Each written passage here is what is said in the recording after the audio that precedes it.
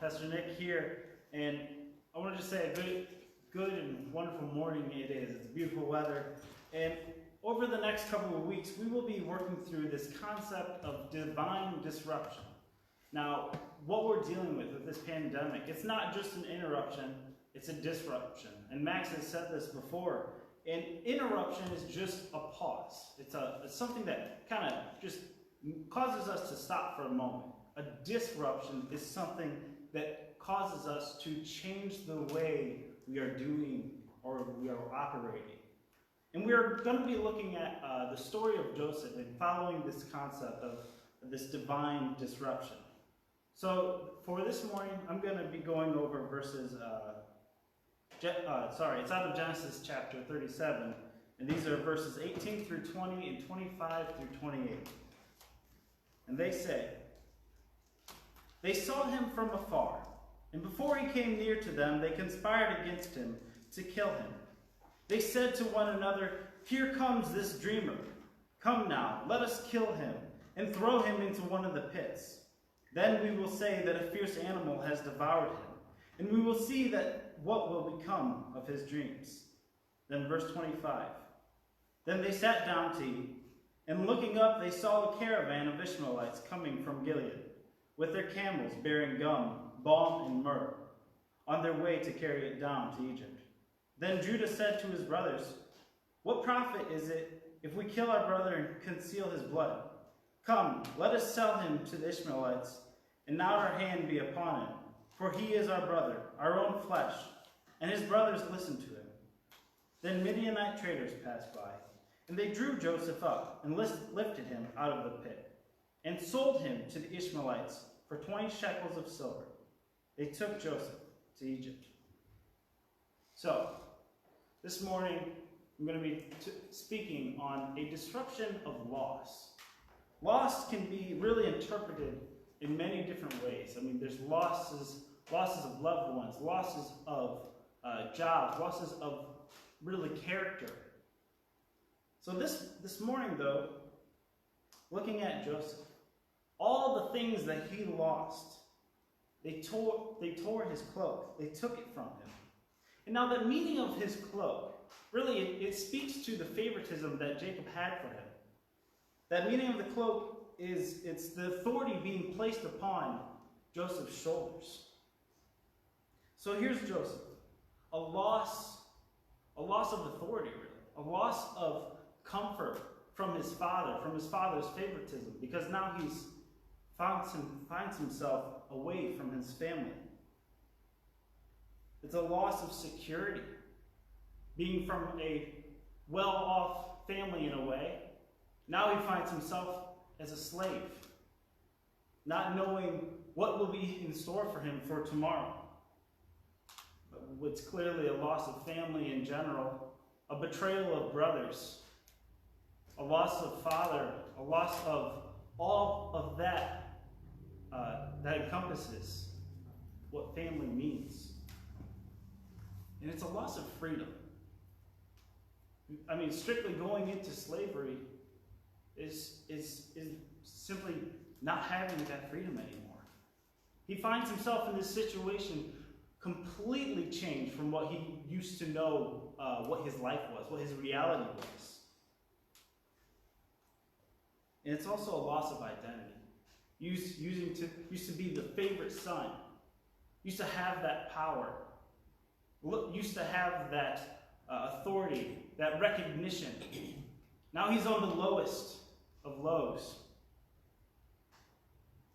So this morning, continuing on with this idea of loss, I think we all know what loss feels like. And I think it's very true for all of us now. We're all experiencing loss right now in some way. Whether it's loss of jobs, whether it's loss of just love in a way, because we're denying physical contact with others. I myself am not a hugger, but I know there's people out there that they are truly empty inside because they cannot be filled through ways they used to know how to be filled. And that's through hugs, that's through handshakes. But this morning, this loss, this idea of being without and just having this sense of unknown of what's going to happen tomorrow. You know, we're all lost. Some of us have lost more than others. But it's not about that. It's not about the competition of who's lost more. Because we've all lost these past weeks. And because of that, we need to remain united. We need to be able to continue to encourage one another. So friends, I want you to use this time. We're going to be playing 2 songs here, and use this time as a moment of meditation. And may your spirits be uplifted, because I know what it is to be, or to feel a loss, and I know all of you sitting there do too. So friends, may you be encouraged by this music here this morning.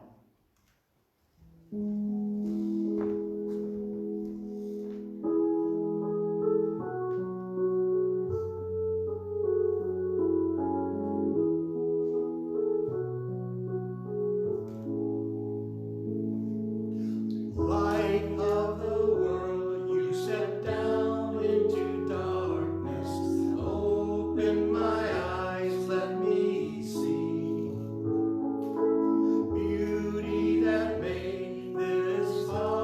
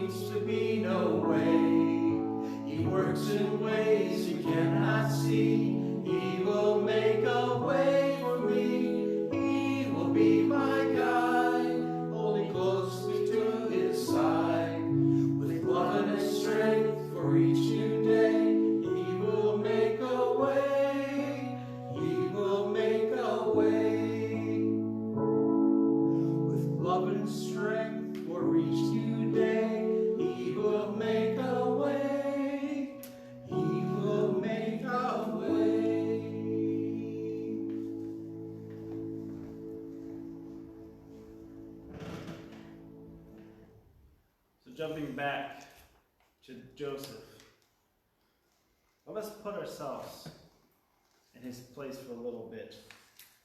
Being betrayed by your own family, your own brothers, and basically a loss of your life as you once knew it, and being left to die in a pit. I think it's very easy for us to kind of enter into that concept of loss, especially with this pandemic going on. Can you think of Joseph's mindset while in that pit? That utter despair, that unknown for the future. The outlook is just simply, it's bleak, to say the least. That loss is so palpable that you cannot see a brighter future. You know, I was reading an article about the loss and grief, and just there's 5 ways that we really respond to loss. And its loss is not just loss of a loved one. Loss, like I said before, it can be loss of identity. It can be loss of what you know of yourself. It can be loss of a job. So the first point, and there's really five ways that we can respond to loss. And I get this from an article in Psychology Today. The first way is overcoming paralyzing emotional pain. So this emotional pain, it's that first shock. It's that first moment of when you know you have this loss. And that shock, that pain can just be so severe that we cannot look past it. All we see is that. And we don't even know how to function. Our basic modes and operations throughout the day, they seem like so hard to get through. And the only way, really, to get over this first aspect of this emotional pain, is time. It's the only solution. There's no simple way or no quick fix. It's time that heals us. Our second way we respond is adjusting to changes in our daily lives. See, after a loss, like I was talking about, having those basic functions seem to be so hard to get through. Now we are having to change some areas of our lives, our daily routines. They have to sometimes look differently. Right now, with the state of our world, many people are without jobs. So they're looking at how they have to adjust. They have to depend on people and depend on entities that they never had to before. Sometimes it feels shameful. And sometimes you have to swallow pride just to be able to survive and be able to adjust your life. Losing jobs, losing loved ones, they cause us to operate in a different manner. And it's hard. It's very hard. Number 3, reformulating our identities. Many of us might define ourselves by aspects of our lives, maybe by our careers, maybe by our spouses, maybe by the people we surround ourselves with, maybe by our achievements. And so when you experience this loss, going back to jobs, going back to people, going to maybe you have an illness or a medical surgery or something that has to redefine your identity. That loss of who you were is something we have to begin to get over, begin to get to the next step. You were not who you were before. You were not who you used to be because of this loss. Max has talked about the end of the road and the bend of the road. Talking about how to shift when something happens that is a complete disruption in your life. And we have to do this even with who we are as our identity in these times of loss. Number 4 is reconstructing our relationships. Trying not to hold on to the past and trying to basically find new ways to continue to live out those relationships. Finding new ways to show your love. I talked about those of us who are very physical in their ways they express their love. And I'm sure many of you who find yourselves in that situation feel empty. I'm sure many of you really strive and yearn for just some sort of physical contact in that way. You find yourselves having to really, like I said, reconstruct what those relationships look like.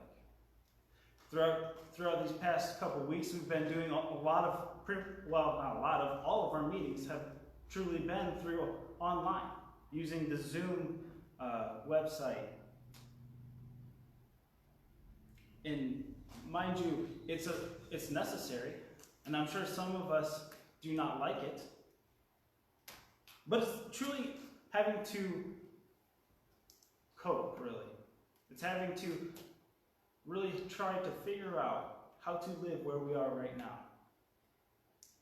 It's hard. I've said that many times this morning. Living life past a loss is not easy to do. But what you have to do is not focus on the loss, but focus on how to get over it. How can you adjust what you're doing? How can you rebuild your current situation? And number 5 is adjusting our belief systems. After experiencing a great loss, our opinions can tend to change. We have been running those meals down at the Outreach Center.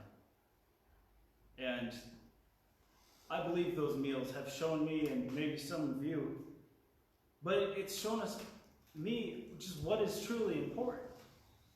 It's shown me what the value is in life. I mean, those meals for me have become the priority to serve those people. I think about, all of our professional athletes. Think about the actors and actresses. They're not doing anything right now. All of our essential workers are the people that matter. Not that the other people don't matter, but we see the value in all those essential workers.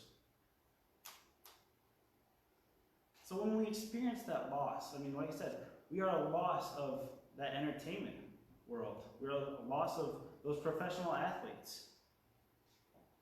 Our belief system change in what's valued. And it's not just our belief about it, it's apparent, it's fact. Our government has essentially mandated it. So, after experiencing that loss, I believe that you begin to see really what matters. And especially this time, this pandemic. You begin to see that things that you thought about before, the ways you thought about them before, were incorrect in some ways. And maybe you did have to adjust the way you believed about certain things. I know I have in ways. So friends, I want you to remember these 5 things and how to get over in the sense of going on. Going on from here, from this concept of loss that we're all experiencing.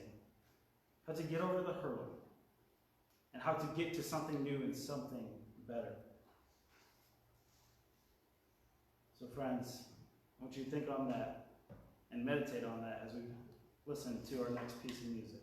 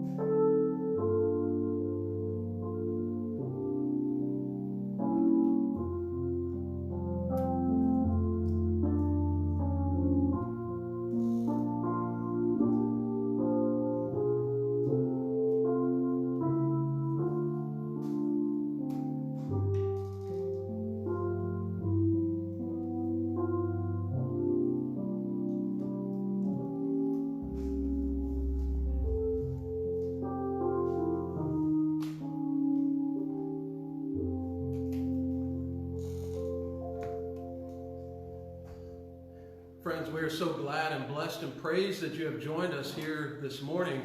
I just want to highlight a couple announcements, and as Pastor Nick has shared with us today, the main point that we all can learn, and maybe some of us might simply hear what I'm going to say in a moment and think, well, I already knew that. But friends, maybe our lives didn't reflect what we knew. And the fact is that all people matter. The life of Joseph, we see all the way in the 50th chapter of Genesis that God had allowed these things to happen to Joseph for one reason, and that reason was there was going to be a famine that was going to come on the land. And God had to send him ahead to take care of storing the food and to take care of allowing people to have the nutrition and sustenance so that they could live. And so too, we find ourselves here this day in this time of a pandemic, and we might be feeling all these uncomfortable feelings. But if we're going to get through those 5 stages, you and I, we're going to have to start looking up and looking out. I want to say that again, and this is our point of application today, that as Joseph, we don't know what he thought when he was in the pit. We don't know what he thought when his brothers sold him into slavery. We don't know his mindset, but we can see the fruit. And we can pretty much guarantee that he was looking up and looking out. And so this day, friend, are you looking up to God? Are you looking out and understanding that in God's eyes, all people matter? You see, God never changes. He is the same yesterday, today, and tomorrow. He always will remain the same. And in God's eyes, all people matter. And so is your life reflecting that truth today? I hope and I pray that it is. I hope and I pray that as we go through a couple announcements here this morning, that you will apply some of these things and you will begin to see how you can reflect that biblical truth that all people matter to God and all people matter to us. And so I just want to share with you a couple announcements. We have our website. You can go to www.gibsonburgumc.org, and I noticed this week that we have some work to do on that, friends, and we will get busy on that. And we will update that more frequently than what we have been. But know that website is there for your use, for the information to communicate with you. This is what you see on the website when you go there. And you can see the videos. You can see the online content. You can also see the Facebook live posts that we are checking in fairly regularly on a regular basis. If you don't have Facebook, you can scroll down, and so that's a wonderful tool for you to look up to God and then to look out, to send your friends and family to get that content right there on our website that is also posted on Facebook. Another place you can go is YouTube, and you can see all of those online messages and services, and daily check-ins are listed on YouTube as well. Drive-through meals, friends. Sunday night, tonight, Wednesdays and Fridays, drive-through meals are taking place at the Outreach Center. And so if we're going to look up and we're going to look out, we're going to look up to God, we're going to pray. That's the first thing we're going to do. And I'm going to ask all of you to pray.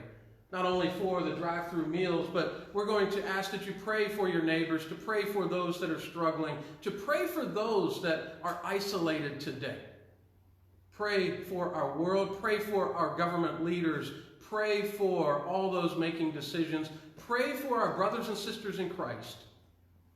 And won't you pray as you look up to God and look out to our world? Pray for those in need. The other aspect, if you are yearning to be involved, maybe you think and consider sponsoring a meal. And if so, contact us here. Drop a comment in the comments section here on this live feed today, and just let us know your thought, or send us a private message as well. But pray, friends. The next announcement we want to announce is, our screen will turn, we will get there.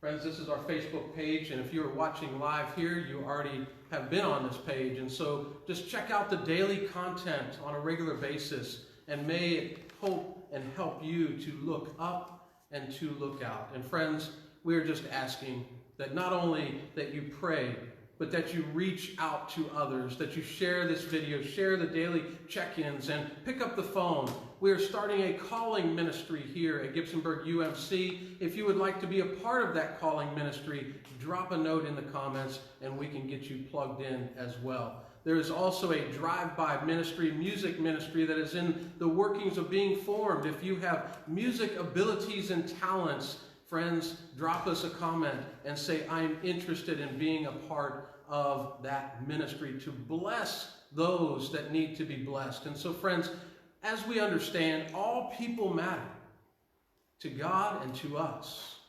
May we look up and look out.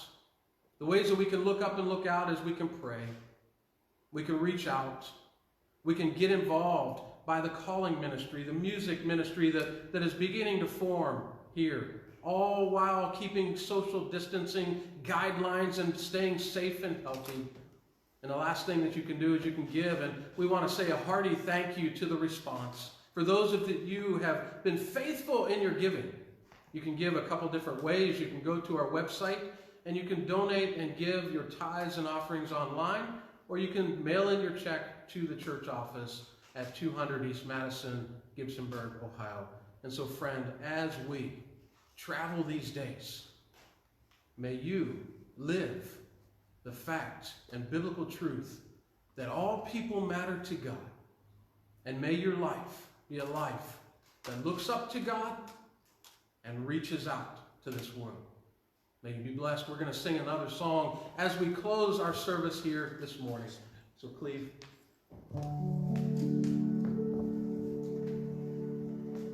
It only takes a spark to get a fire going,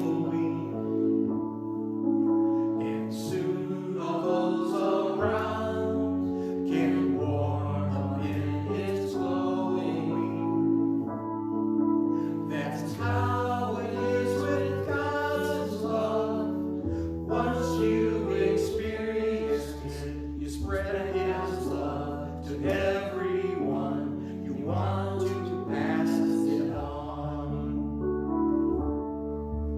What a wondrous time is spring, when all the trees are budding. The birds begin to sing, the flowers start their blooming. That's how it is with God's love. Once you experience it, you want to stay fresh like spring. You want to pass it on. I wish for you, my friend, this happiness that I have found. You can depend on Him. It matters not where you are bound.